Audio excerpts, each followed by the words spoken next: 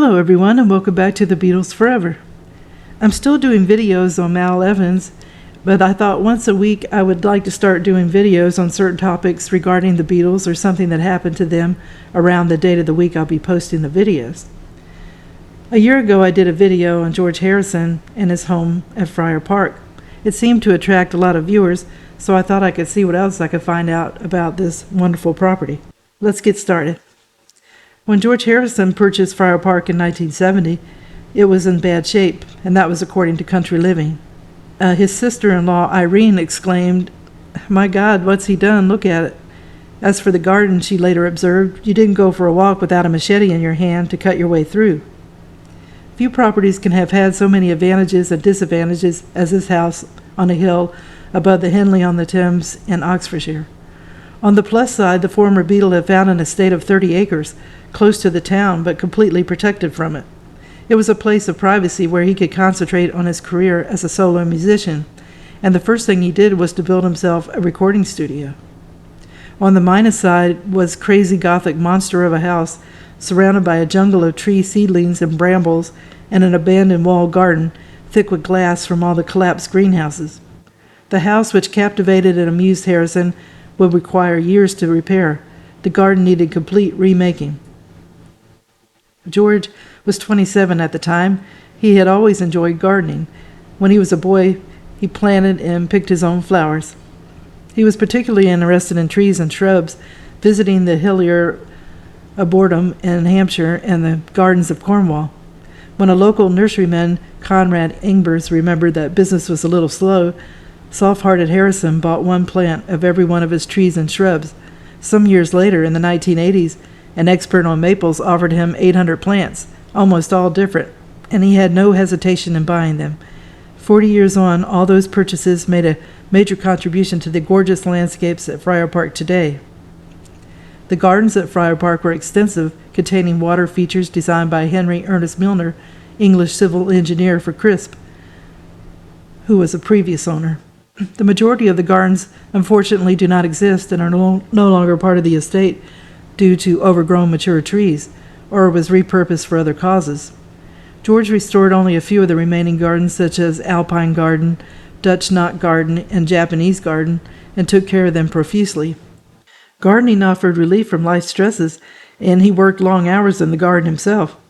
When his son Danny was young, he knew what his father did was work in the garden. Only later did he discover that Harrison was one of the Fab Four. Friar Park has an interesting history.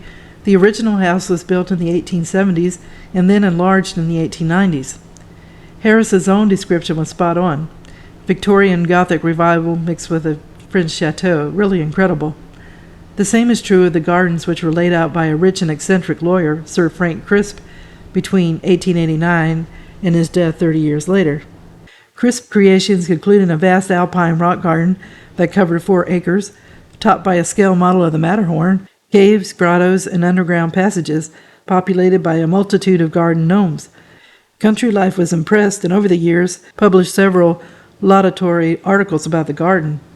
Crisp was a born collector, and one of his passions was for sundials of every type, which he installed in an area called the Dial Garden. Gnomons, astrolabes, armillary spears, ring dials were all corralled into his garden and mounted correctly. The layout copied the plan of the long-lost labyrinth at Versailles in France, but only 39 sundials in the place of the original fountains. Friar Park was frequently open to the public during Crisp's ownership. Sepia postcards were printed and sold to visitors for the spread of the fame of both the house and the garden. After his death in 1919, the estate was sold to Sir Percival David, a scholarly banker who built up one of the finest collections of Chinese porcelain in Britain. The garden was well maintained and open to the public right up to the outbreak of the war in 1939. The Second World War and the high taxation rates of the 1940s and 1950s put an impossible burden on the upkeep of the houses and gardens. Many of them were demolished. When Sir Percival put Friar Park up for sale in 1951, however, it found a buyer, an order of nuns, variously known as the Institute of the Daughters of Mary Help of Christians or the Salesian Sisters of St. John Bosco. Religious orders in Britain enjoyed a great boost in vocations after the war, and the nuns, full of optimism, acquired Friar Park and ran a convent school. There are pictures dating from the early years of their ownership of nuns busily clipping the yews in the topiary garden. It soon became clear, however, that the cost of maintaining the house and garden was way beyond their means. They tried but failed to obtain planning permission to carve up the garden into building plots, then decided that their best option was to sell the whole estate. When George first saw the property, he felt like he had seen it before. The garden's eccentricities chimed with his creative sensibility and his love of history. Years after he bought the property, George said it was all rotting and nobody was interested. They were trying to pull it down and destroy it. He added with justifiable pride, "Now it's a listed building." According to Wikipedia, the main house is listed Grade 2 on the National Heritage List, and the gardens of Friar Park are also listed Grade 2 on the Register of Historic Parks and Gardens. In addition to the main house, the lower lodge, middle lodge, and upper lodge are all also individually listed as Grade 2. The entrance walls and piers of the lower lodge and the rail wall piers in the gates of the middle lodge are also listed Grade 2. George Harrison restored very few, not all, as often incorrectly reported, of the remaining gardens, essentially limiting most to the Alpine Garden, Topiary Garden, Dutch Knot Garden, Japanese Garden, as well as glass houses and lake system. Until his death in November 2001, he loved tending to them personally, an activity that a visiting Rolling Stone journalist in 1987 deemed a decidedly un-rock-starish pastime. And among the groundskeeper were his older brothers Peter and Harry. Reports claiming that the building has 120 rooms were denied by the current owner, Olivia Harrison, while speaking to the NPR Fresh Air in March 2004, at which time she said that while she didn't know how many rooms there were, 120 is an overstatement. So now we come to the part of Friar Park and George's songs and videos. Harrison immortalized the grand building and it surrounds his 1976 song Cracker Box Palace.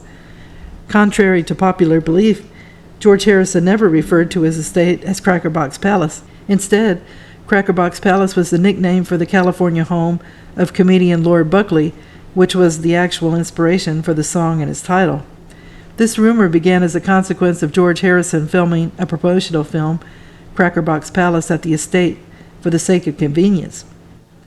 The All Things Must Pass track Ballad of Sir Frankie Crisp, Let It Roll, was inspired by the Friar Park's history, and the lyrics of later songs such as Ding Dong Ding Dong and The Answers at the End directly quote from the many carvings around the property. His humorous video clips for the likes of Ding Dong Ding Dong, True Love, and Cracker Box Palace were all shot within the gardens and grounds of Friar Park, as were the album covers for some of his FP shot recorded Dark Horse acts, Splinters, The Place I Love, and the album Ravi Shankar's Music Festival from India being the most obvious.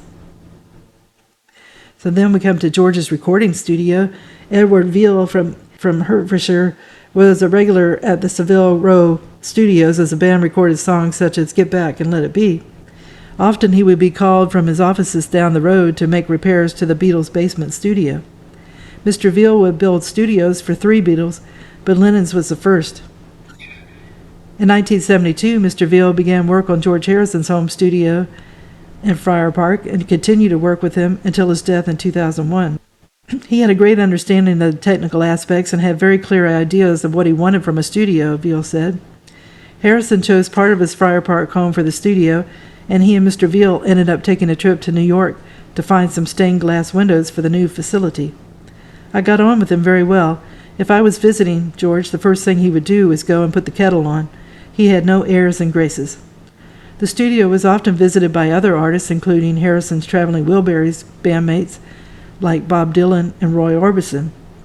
If he was doing any recordings, he frequently called me up and say, "Ed, can you pop over and look after things for us?" Mr. Veal said he had focused on his career for decades, trying to avoid being too familiar with those he worked with, but he learned to socialize with Harrison and his friends. It was quite good fun when he got friends over, and during a break everybody got sent to the kitchen to socialize, he said. In early 1972, Harrison installed a 16-track tape-based recording studio and a guest suite, which at one point was superior to the one at EMI's Abbey Road Studios. By 1974, the facility had become the recording headquarters for his record label, Dark Horse Records. The album covers for projects Harrison recorded there usually mention FPSHOT, Friar Park Studio, Henley-on-the-Thames. These include the bulk of his own albums from 1973's Living in the Material World onwards, among them Dark Horse, 33 1/3, George Harrison, Cloud 9, and Brainwashed. Well, Friar Park was just the place George needed to find.